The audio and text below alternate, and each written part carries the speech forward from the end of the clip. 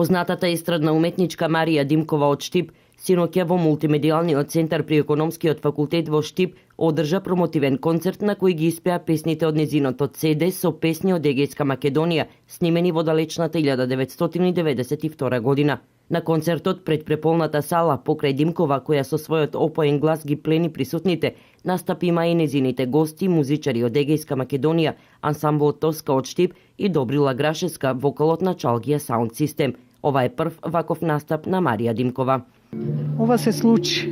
Се случи на моите подоцнешни години. Кога човек на моите години не излегува од дома, јас застанав на сцена да докажам дека се уште може човек да живее и да пее и да твори без разлика на годините. Значи, никогаш не е касно.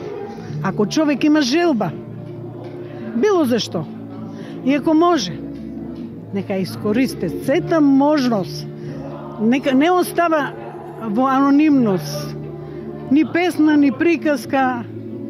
Поради незиното децениско промовирање на песните, односно фолклорот од Егејска Македонија, од страна на Сдруженијето на децата бегалци од Егејот Македон и беше доделена златна плакета. Со овие песни убави, секогаш ќе се подсетуваме на тој крај што и пее Марија Димкова.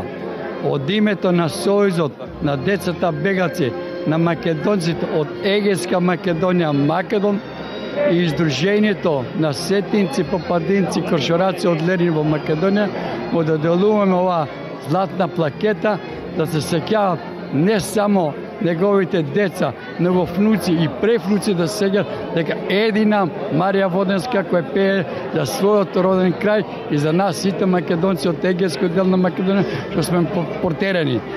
Марија Димкова истакна дека нема да застане овде. Таа и понатаму ќе продолжи пред идните поколенија да ги пее песните од Егејот, да не се заборави судбината на македонците бегалци.